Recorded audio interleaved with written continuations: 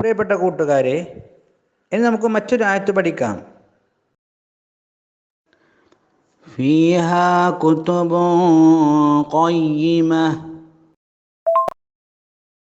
അവിടെ ഒന്നാമത്തെ അക്ഷരം ഫീ, ചുവപ്പ് നിറത്തിൽ യാ, കസ്ർ നിട്ടാനുള്ള യാ. നീല നിറത്തിൽ ഹ, മഞ്ഞ നിറത്തിൽ ഫതഹ നിട്ടാനുള്ള അലിഫ്. ഫീഹ. അതിനുശേഷം പച്ച നിറത്തിൽ കു, ചുവപ്പ് നിറത്തിൽ തു, നീല നിറത്തിൽ ബുൻ, കുതുബുൻ.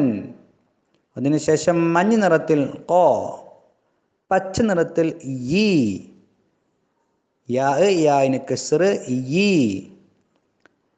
ചുവപ്പ് നിറത്തിൽ മാ, നീല നിറത്തിൽ തുൻ, ഖയ്യിമതുൻ. ഇനി ഇതിൻ്റെ താഴെയുള്ള വരിയിലേക്ക് നോക്കൂ. എങ്ങനെയാണ് ഇതിനെ കൂട്ടി എഴുതുകയും വായിക്കുകയും ചെയ്യണത്? ഫീഹ, അവിടെ ഫായിനെ യായിലേക്ക് ചേർത്ത് എഴുതി, യായിനെ ഹായിലേക്ക് ചേർത്ത് എഴുതി, ഹായിനെ അതിനുശേഷമുള്ള അലിഫിലേക്ക് ചേർത്ത് എഴുതി. വായിക്കേണ്ടത് ഫീഹ കുതുബുൻ. അവിടെ കാഫിനെ തായിലേക്ക് ചേർത്ത് എഴുതി, തായിനെ ബായിലേക്ക് ചേർത്ത് എഴുതി. വായിക്കേണ്ടത് കുതുബുൻ ഖയ്യിമതുൻ.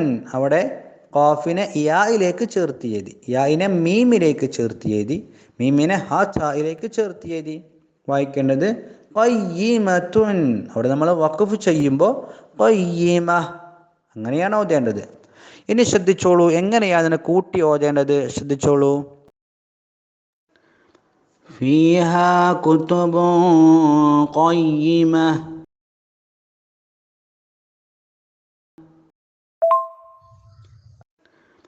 ഫീഹാ കുതുബുൻ ഖയ്യിമ. ഫീഹാ കുതുബുൻ ഖയ്യിമ. ആവർത്തിച്ചോതി പഠിക്കാം. അല്ലാഹു അനുഗ്രഹിക്കട്ടെ. അസ്സലാമു അലൈക്കും.